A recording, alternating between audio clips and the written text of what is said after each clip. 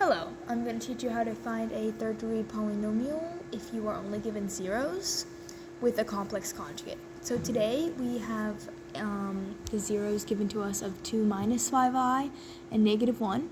So because we have an I, we know that to get this we had to do a square root of a negative, and when you square root something there is a plus and a minus of your result. So because of this, we know that if you have 2 minus 5i, there must be the complex conjugate of 2 minus 5i, or vice versa.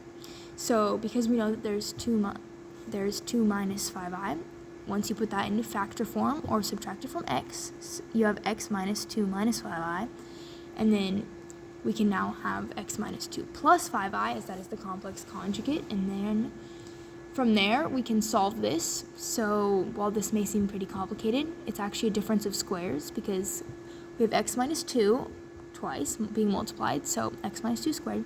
And then we have negative 5i and positive 5i, and we know that a negative times a positive is always going to be a negative, and then we just have 5i squared, which a negative I squared is always going to be 1, and then a negative number squared is always going to be positive. So now we have 25 times 1 from the 5i, and then we have the x minus 2 squared, which you can FOIL out or use the a squared, so x squared, plus 2ab, so 2 times x times negative 2, so negative 4x, and then plus b squared, so plus negative 2 squared, which is going to be 4.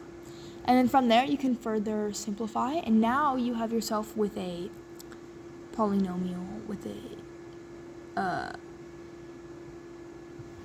quadratic polynomial. And from here, you can add in your other zero that you were told, which was the negative 1. So if you minus that from x, you get x plus 1.